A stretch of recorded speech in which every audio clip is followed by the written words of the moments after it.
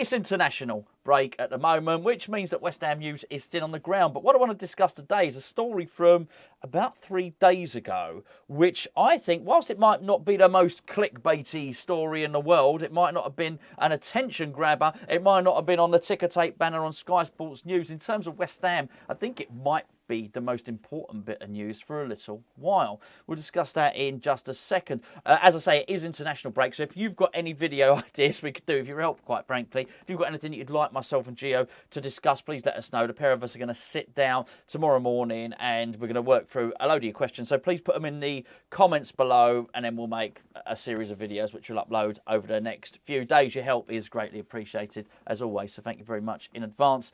Today's video is about West Ham losing a very, very good scout. Actually, one of their academy directors. And all I can say is, reading between the lines, I'll give you the full details in a minute. He's joined Newcastle United, as I'll probably put in the thumbnail and in the description of the video. Appears like he's having a bit of a demotion, actually. I'm pretty sure he's being remunerated for it. I'm sure his wages will be probably more than he's earning at West Ham. However, he's going to Newcastle to take a lesser role than he's taking at West Ham. This has been a pretty crappy time, I think, for the academy. On the surface, it's one of those things, if you're not looking at West Ham in terms of the detailed nuances of West Ham news, then you'd probably look at it and think, well, West Ham are doing great. Okay, they've got Declan Rice, who's come through the academy.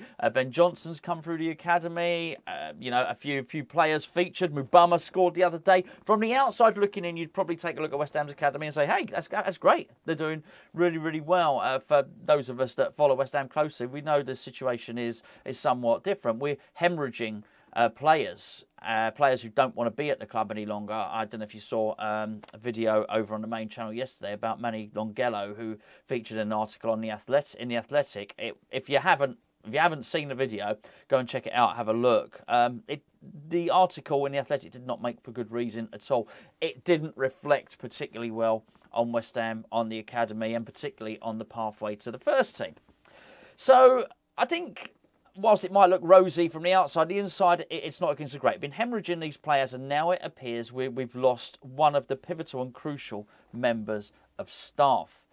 His name's Delroy Ebanks. Let's just pop my glasses on, if I may. Let's just get his role exactly right.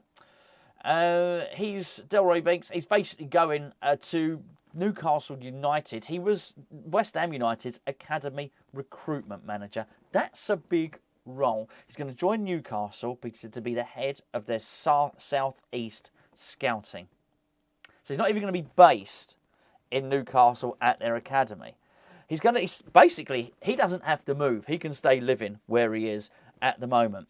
I don't blame him for taking the role. I mean, we've interviewed Tony Carr on this channel. We've spoken to West Ham coaches before. We've spoken to former West Ham scouts. One of the most frustrating things, and by the way, I've had this confirmed by both Harry Redknapp, who we've interviewed over on our Patreon, and Tony Carr, who we've interviewed on our Patreon, and they've both confirmed that this pathway between the youth team and the first team is pivotal and crucial, and if you're a couple of players short for training, it's really important that you get players over from the youth team, and if they play well, then they get a chance to play in the first team.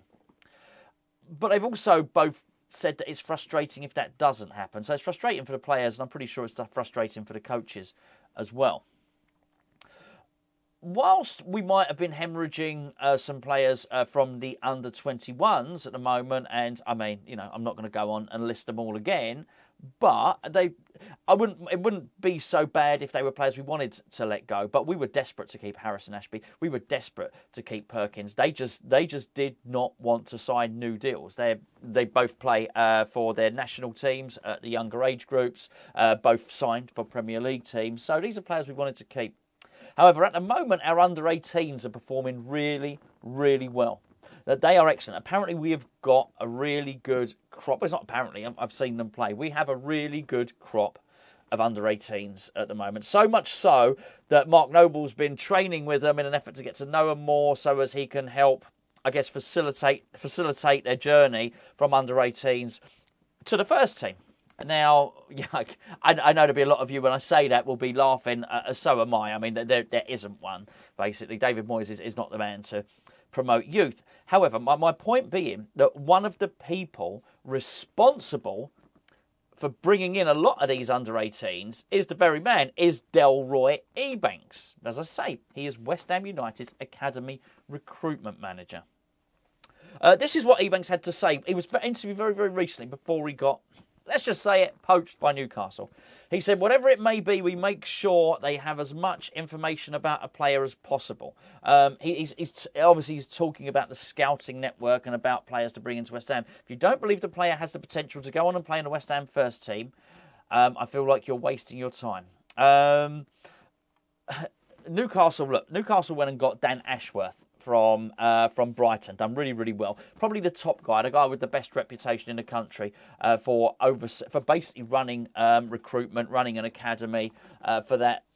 Basically, he was a specialist. He was excellent at it. Not only are they bringing in Delroy Ebanks, they're also, I've got to find the guy's name. They've also signing Paul McLaren as head of national youth scouting. They're hiring him from Manchester City.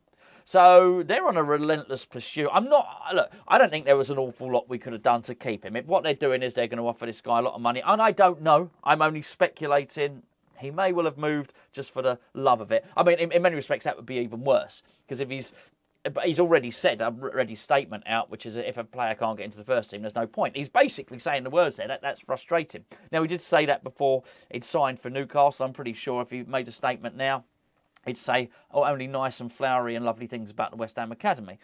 But we've already seen players departing. There's no coincidence. They all say the same thing. They all say the same thing. That is, they found it being frustrated being at West Ham.